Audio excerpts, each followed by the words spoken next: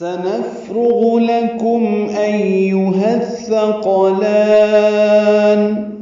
سنفرغ، سین کو جلدی سے پڑھنا ہے صفیر کی آواز سے، حروف صفیریہ میں سے ہے، صفت غیر متضادہ ہے صفیر کی صفت.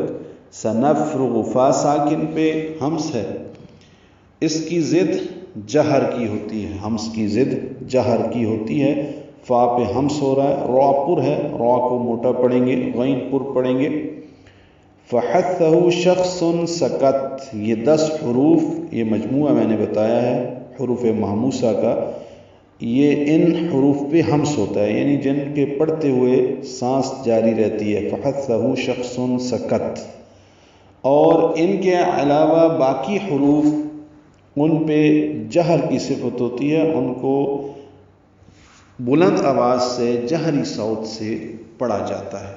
لکم میں لام باریک ہے، کاف باریک ہے، کاف کو میم سے ملانا ہے، میم ساکن پہ اظہار شفوی ہے.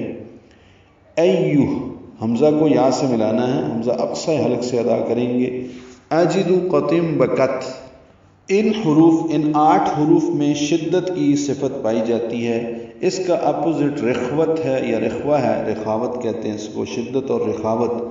تو اجد قطم بکت جو میں نے آپ کو مجموعہ بتایا، یہ 8 حروف ہیں، ان کے معنی، اس کے شدت کے معنی ہوتے ہیں سختی سے، یعنی ان کی آواز جو ہے وہ نکالتے ہوئے قوت اعتماد کے ساتھ سختی ہوتی ہے، اور جب ان کا رکنا ہو تو آواز ایک دم بند ہو جاتی ہے.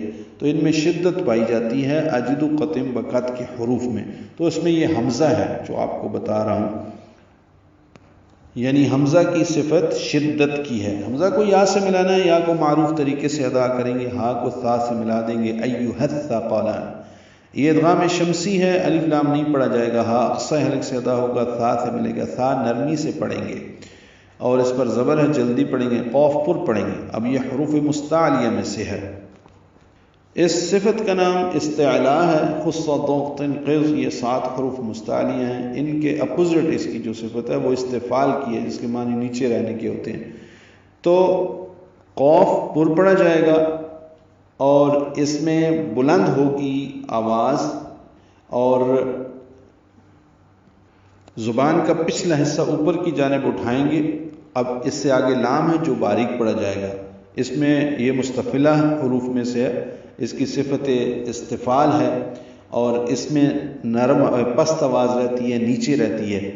لام باریک ہوگا، نون ساکن پہ اظہار ہو جائے گا، وقفاً لام کو لمبا کر دیں گے، مد عارض للسکون بنائیں گے، اور نون پہ اظہار ہوگا.